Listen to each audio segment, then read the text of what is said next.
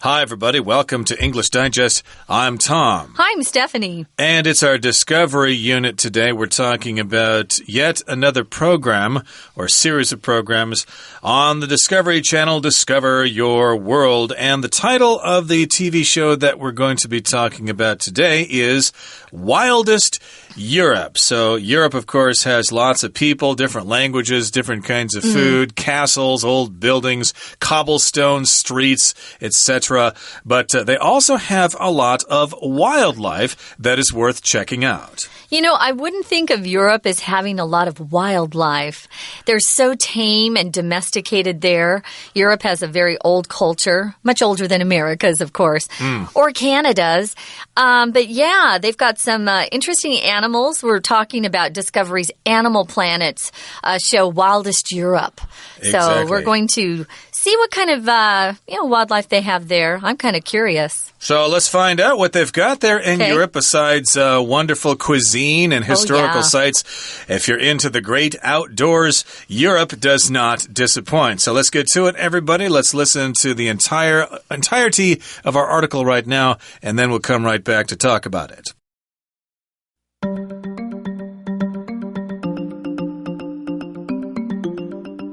A pair of swans glides across a still lake, each animal mirroring its partner's graceful movements. The swan's intimate courtship ritual is a statement of devotion, and if successful, the pair will mate for life. This tranquil scene is just one of many that occur in Europe, a continent made up of 10 million square kilometers, teeming with life. From the depths of its rivers and lakes to the top of the highest mountain in the Alps, Animal Planet's Wildest Europe gives viewers a closer look into these animal kingdoms, where unique creatures, big and small, rule the land. One of Europe's largest rivers, the Danube, stretches 2,860 kilometers across the continent, from Germany to the Black Sea on Romania's coast. Sediment in the Danube carries the nutrients needed to support a thriving ecosystem. Nowhere is this more prevalent than at the Danube Delta, a site home to over 3,500 animal species. Here, marsh frogs feed on an abundant supply of damselflies and dragonflies. Great white egrets hover above the water's surface, hoping to catch one of the many small animals that inhabit the delta for dinner. On the banks of the delta wait golden jackals, scanning the water for carp, fish that enjoy basking in the warmer temperatures of the water's surface. One of the more unusual species found in Europe, the diving bell spider, resides in the continent's rivers and lakes. Like most spiders, it needs oxygen to breathe. However, the diving bell spider dwells almost entirely underwater thanks to the dense hair on its body that traps a thin layer of air, allowing it to carry oxygen below the surface. What's more, its web acts as a silk balloon, forming a bubble of air where the spider can remain until it needs to hunt. Okay, guys, we're in Europe this time. It's Animal Planet's Wildest Europe. I love Europe myself. So let's take a look at the first sentence. We've got a pair of swans, two swans, who are gliding across a still lake. If something's still, it's not moving, so the water's pretty smooth on top. If you glide, you're moving without using a lot of energy. It's a pretty smooth, continuous motion you're making. When birds are flying through the air, they'll flap their wings. They'll move their wings. We say flap. And when they stop, they're just gliding through the air. And it's very quiet when that happens. So they're gliding across the lake, each animal mirroring its partner's graceful movements. If you mirror someone, you do exactly what they do. So their movements are similar, and they're graceful as if they're dancers. Yeah. And here we have the word mirror, but this is a two-syllable word, mirror, but that's kind of hard to say, even for native speakers. Yeah. But you're supposed to say mirror, mirror, mirror, mirror on the wall. Who's the fairest of them all? But here, mirror is being used as a verb, which means they're basically doing exactly what the other one is doing. They have very graceful movements, and the swans' intimate courtship ritual is a statement of devotion. So it's very intimate. Intimate means you're close with somebody, usually if you're having some kind of romantic relationship. Yes, indeed, Lisa back in college, everybody thought we were friends, but actually we were quite intimate. We were actually lovers in secret, for example. Intimate. So here, I guess the swans are being intimate, being close to each other, boyfriend and girlfriend, a couple. And this is courtship, which means they're going through the process of getting together. 谈恋爱, as you say in Chinese. They're going through courtship. Or they're dating. Yeah, you could say that. Yeah, dating. They're dating. Yeah, that basically, people have asked me, how do you say that 谈恋爱 in English? Oh, when we were dating. Back in college, sure. When we were dating. And this is a ritual. A ritual, of course, is just something that people do over and over according to custom or tradition. In this particular case, I guess it's a natural ritual that they go through. Basically, the birds do this every time before they get together and produce little swans. That's right. Now, we're calling it a statement of devotion. They're kind of showing each other that they're devoted to each other. If you're devoted to someone, you give all of your love and your time and your attention to that person. You could be devoted to a cause. Maybe there's a political or social cause that you're devoted to. Devotion is the noun form.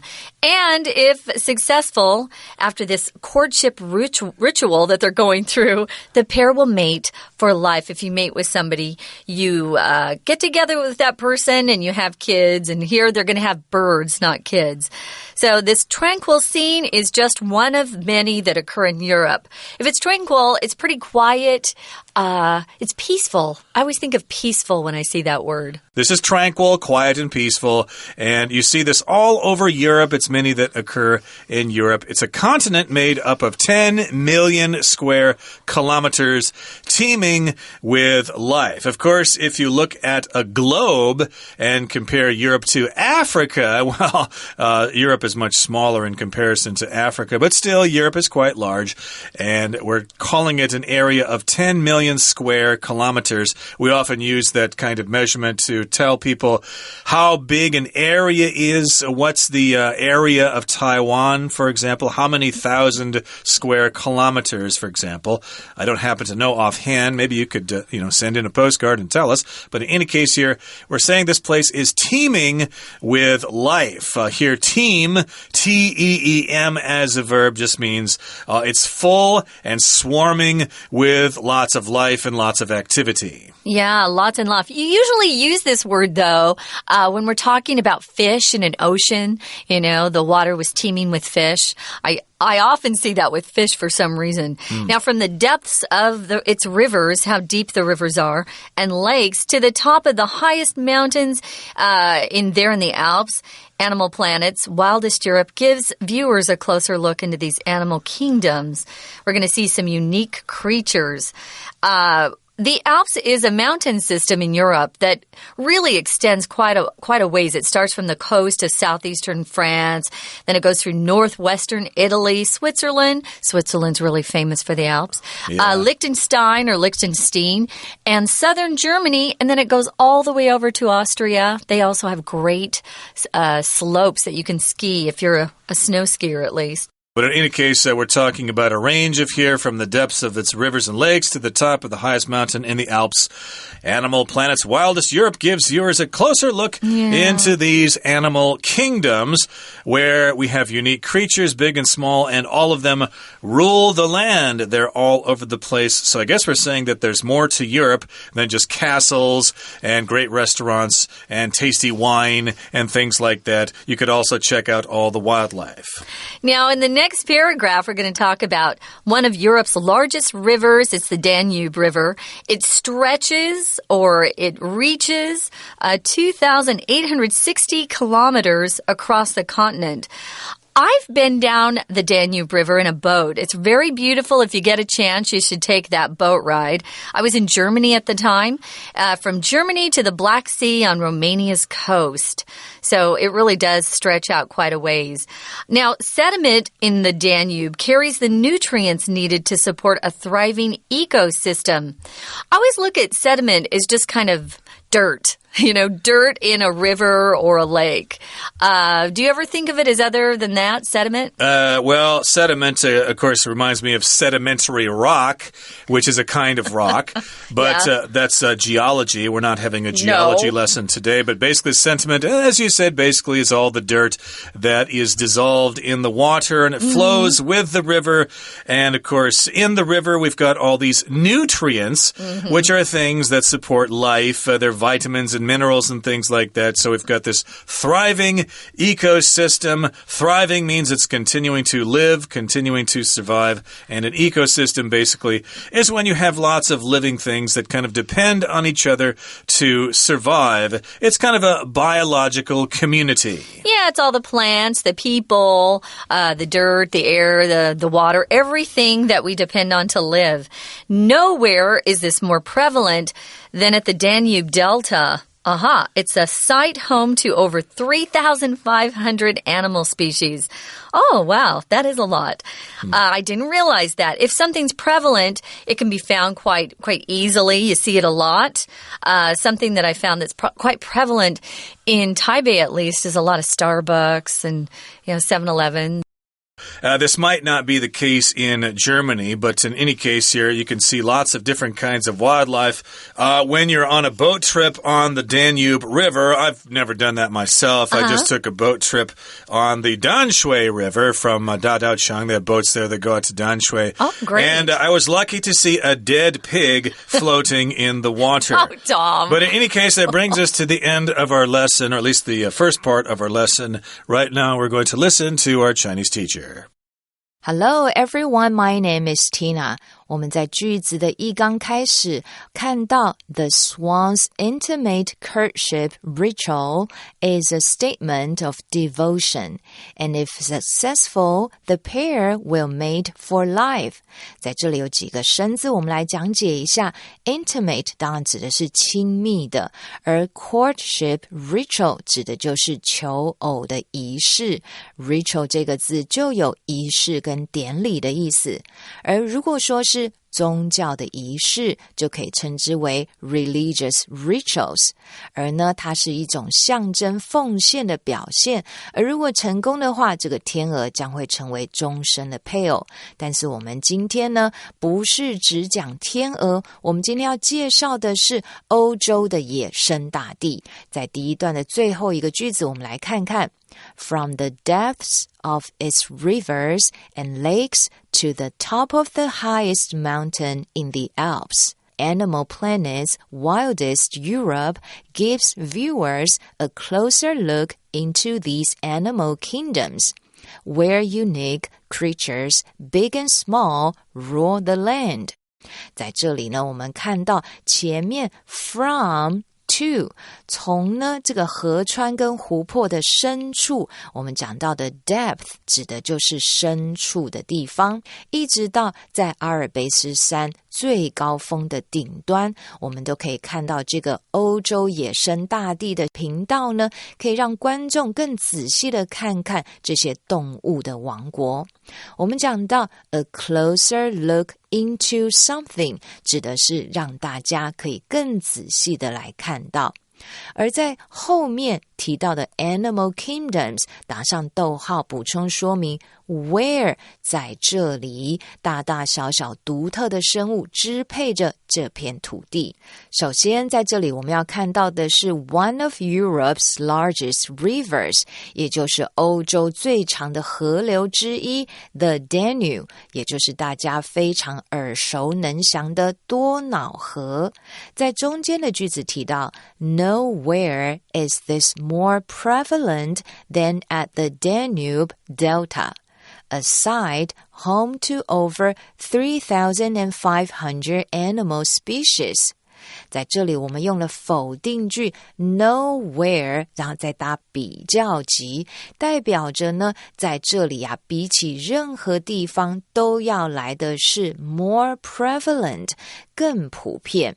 原来就是在这个 the Danube Delta多瑙河的三角洲，比起任何地方都要来的更普遍。怎么说呢？原来这个地点正是超过3500种动物的家园。在这里我们常提到 be home to， 也就代表是什么的家园或者是发源地的意思。而 species 指的呢，就是物种的意思。We're going to take a quick break. Stay tuned. We'll be right back.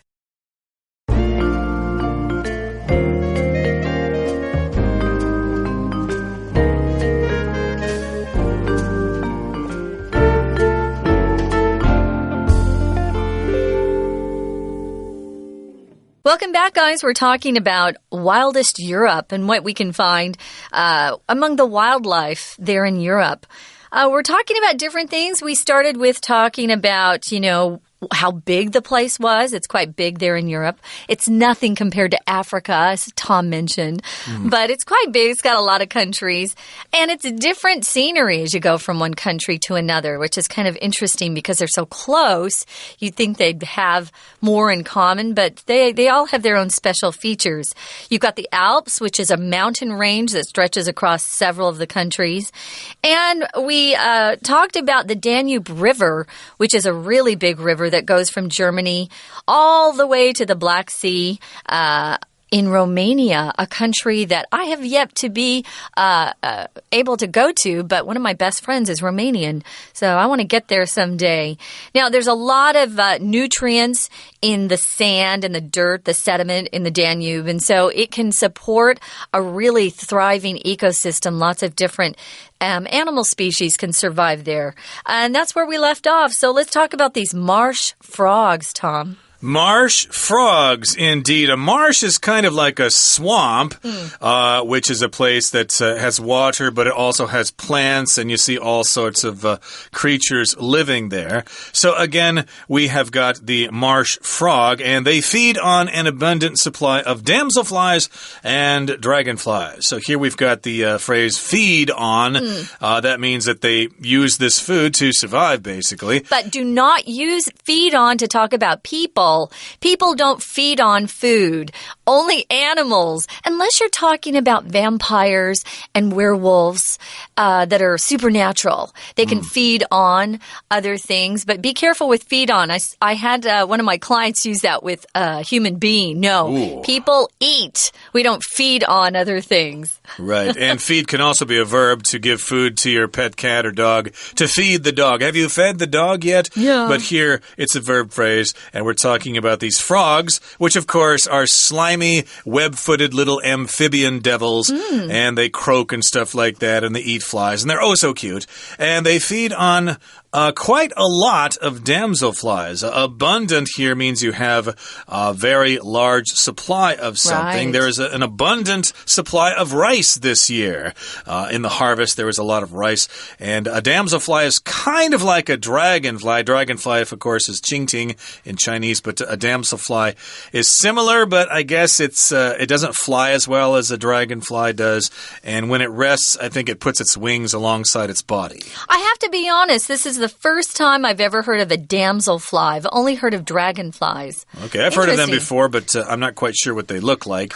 But in any case, we've also got some egrets there, of course. This is your favorite thing, to talk about birds. Yeah, birds. Yeah. Of course, here in Taiwan, there are egrets, bailu, as you say in Chinese, and egrets. There's the big one, there's the medium one, and there's the small one. They're always at the rivers, and if you go to that town in Pinglin, there's a spot on the river there where there are hundreds of egrets. Really? Go check it out. But in any case, in Europe here, we've got great white egrets. These are the big ones, and they hover above the water's surface. Now, hover here is a verb. That just means they kind of stay in one position in the air. Helicopters oftentimes hover above the city to check out the traffic situation. And yet planes cannot. They have to actually be moving forward or they crash. Yeah. But a helicopter can really just hang there in the air, hover, hang. So they're hanging out, waiting to catch one of the many small animals that inhabit the delta for dinner.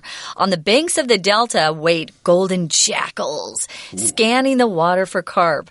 Now, that's where these jackals are located. On the banks, they're waiting. So on the banks of the delta wait these golden jackals. They're slender, long-legged wild dogs. They kind of scare me, I'll be honest. Yeah. We don't have any jackals where I grew up, but they have them there at the delta on the Danube River. So if you're going over there, be a little careful. I don't know if they'll attack people, but in a pack they might. Now, if you're scanning, guys, you're kind of looking around, trying to find something. Of course, today we use it to talk about scanning a document or scanning a photo, right, to send. Scanning your Easy card email. When you get on a bus. Yeah, schwa, that verb we use here a lot. So they're scanning, looking around for water, for carp, which is a kind of a fish. Do we eat carp?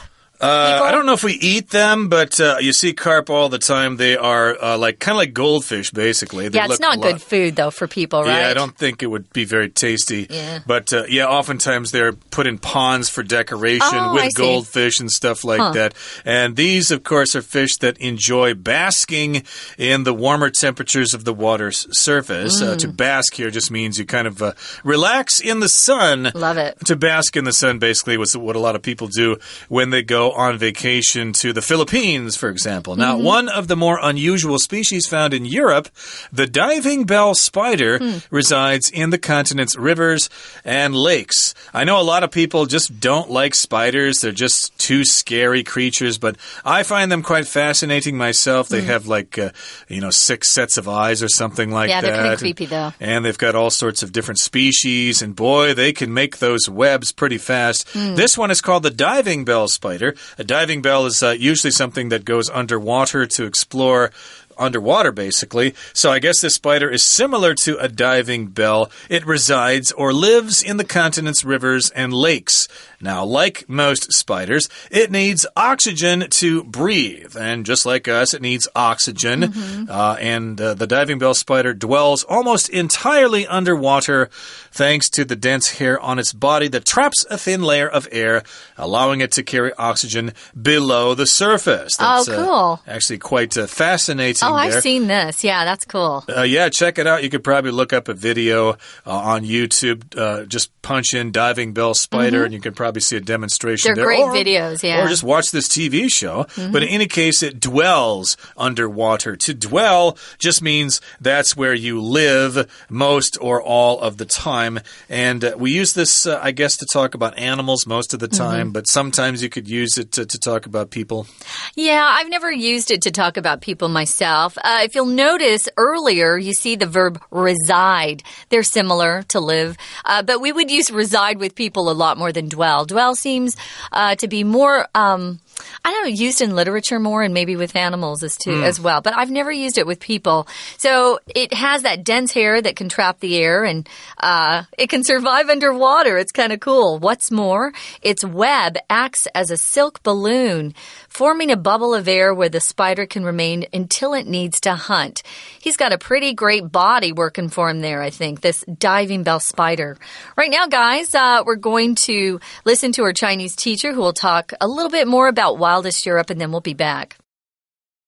在第二段的后半段呢，介绍了很多的生物，不过我们来看到第二段的最后一句提到的是亚洲狐狼，这里提着 On the banks of the delta wait golden jackals, scanning the water for carp, fish that enjoy basking in the warmer temperatures of the water's surface.这一句的句型比较特别，我们用倒装句，然后后面呢再来补充说明主词的状态。首先呢，地点被移到前面去了 on the banks of the delta， 也就是在这样三角洲的河堤上，动词 wait 等待着呢是这所谓的 golden jackals， 也就是亚洲胡狼。后面逗号用分词构句来说明它同时进行的动作是 scanning the water for carp， 它其实呢仔细着端详着水面，想要寻找着鲤鱼。